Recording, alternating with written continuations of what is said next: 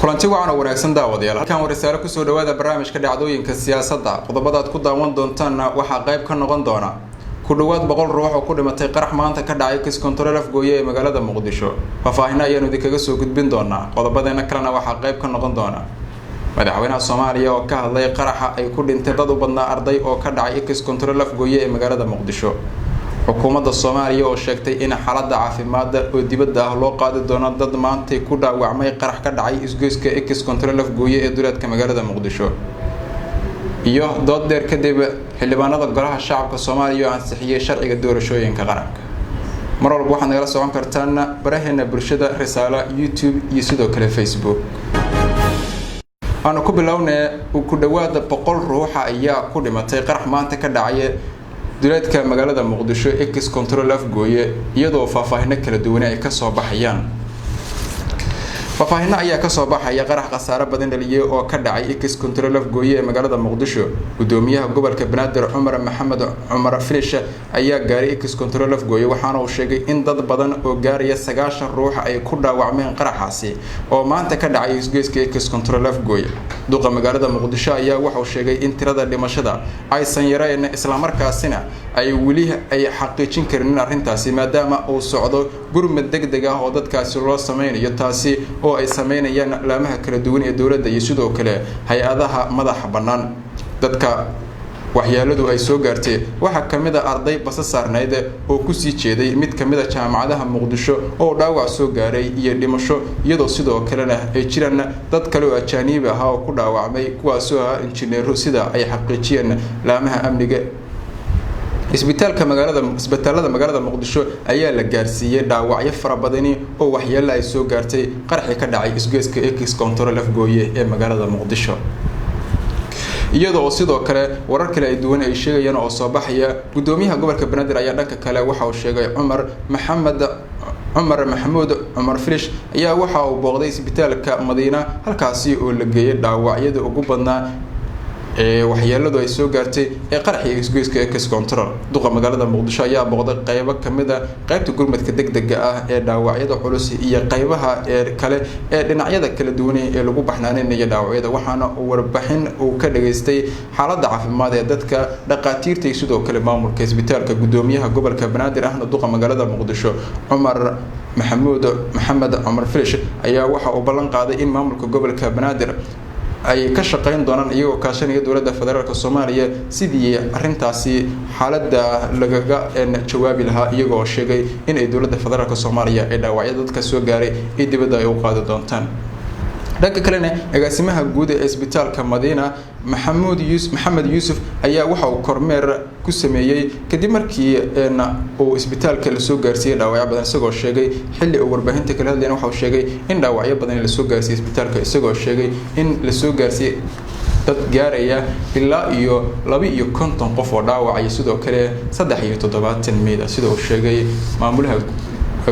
agaasimaha isbitaalka Madiina ee magaalada Muqdisho madaxweynaha Jamhuuriyadda Federaalka Soomaaliya Mudane Maxamed Cabdullaahi Farmaajo ayaa waxa uu ka hadlay dadka ku dhintay ee u badnaayeen ardada qaraxi ka dhacay isgoyska kiis control afgooye ee magaalada Muqdisho madaxweynaha Jamhuuriyadda Federaalka Soomaaliya Mudane Maxamed Cabdullaahi Maxamed Farmaajo ayaa tacsiyo diray qoysaskii iyo eheladii iyo muwaadiniinta Soomaaliyeed ee ku waxyeeloobay qaraxi maanta ka dhacay magaalada Muqdisho warbaahinta dawladda ayaa baahisay in madaxweynaha uu ka tacsiyay xil aysan jirinin madaxweynaha ra'iisul wasaaraha iyo wasiiro cid booqatay isbitaalada marka laga reebo gudoomiyaha gobolka Banaadir oo isugu tagay meelaha ay dadka inta ugu badan la geenayay sida isbitaalada iyo goobta qaraxa oo ka dhacay qaraxa maanta dhacay ee magaalada Muqdisho ka dhacay ayaa ahaa mid xooggan waxaana ku dhintay qaraxaasi ku dhawaad 80 ruux sida ay sheegeen goobaha caafimaadka iyo saraakiisha booliska oo halkaasi iyagu gaareen dhinaca kalena xukuumadda Soomaaliya ayaa waxa ay sheegtay in xaalad caafimaad oo dibadda ah loo qaadi doono dadka waxyeeladu ka soo gaartay qaraxii ka dhacay isla isgoyska kiis control afgooye ee magaalada Muqdisho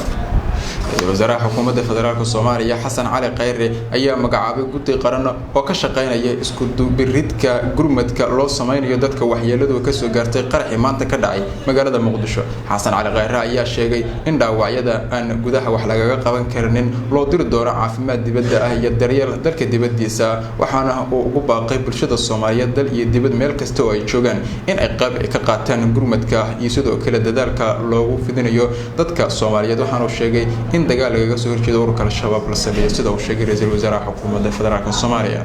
Waxaan ka shaqeynaynaa in cidii dalka gudihiisa lagu daaweyn karana lagu daaweeyo, cidii aan lagu daaweyn karina aan u raadino xal dibadda loogu qaado. Balintaan ka guda bixinaa wararka ku saabsan qaraxii ka dhacay magaalada Muqdisho maanta iyo Control afgooye madaxweynaha hore ee Soomaaliya iyo sidoo kale madaxda dawlad goboleedyada dalka ayaa waxa ay sheegeen in ay aad u cambaaranayaan qaraxaasi.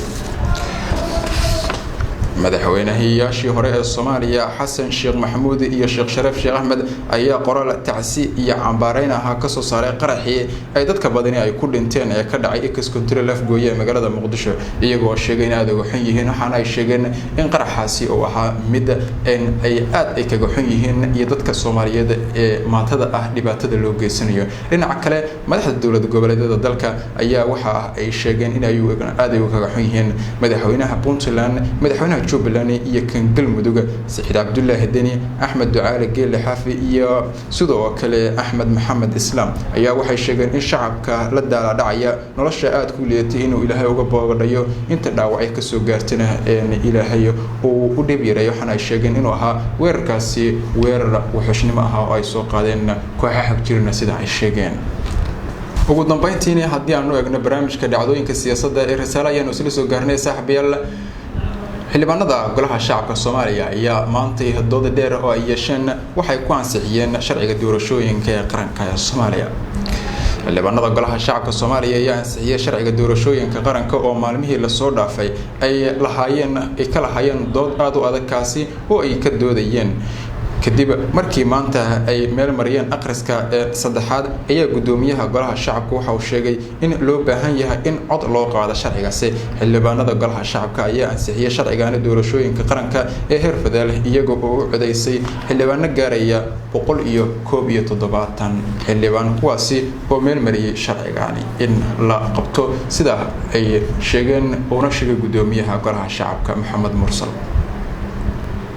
gabagabadii ayaan isla soo gaarnay saaxiibayaal. waxaa iga xasuusinay inaad barnaamijka dhacdooyinka isagoo intaasi ka dhameystiran inaad caawa ka dhageysan kartaan 9:00 habeenimo idaacadda Risaale ee magaalada Muqdisho FM-ka 102.2 MHz. inta ka horeysana nabadgelyo.